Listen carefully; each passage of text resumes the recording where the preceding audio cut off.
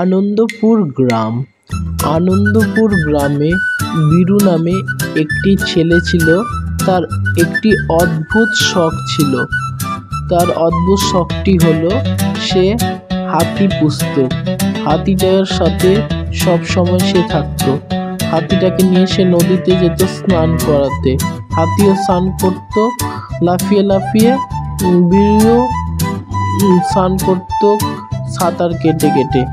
তারা এইভাবে একসাথে স্নান করত।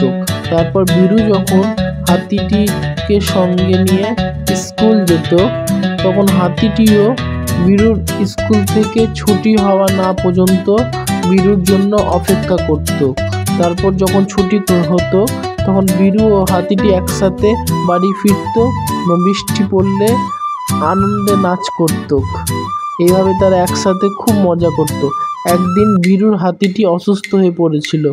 বীরু তখন ডাক্তারকে ফোন করলো। ফোন করে তার হাতিটিকে দেখার জন্য অনুরোধ করলো আসতে। তখন ডাক্তারও আসলো, এসে হাতিটির ব্যাপারে জানতে চাইলো কিভাবে হাতিটি অসুস্থ হয়েছিল। বীরুও তখন হাতিটির ব্যাপারে সব কিছু জানালো। ডাক্তারবাবু বললো, আমি কিছু মেডিসিন দিচ্ছি, সেই মেডিসিনগুলো খাওয়ালে হাতিটি সুস্থ হয়ে যাবে। এই বলে ডাক্তারটি চলে গেল। ডাক্তারের দেওয়া ওষুধ খাওয়ানো মাত্রই পরের দিন হাতিটি সুস্থ হয়ে গেল। এই আনন্দে বীরু খুব নাচতে লাগলো। এইভাবেই হাতি ও বীরু একসাথে থাকলো। তারা জীবন খুব ভালো কাটালো।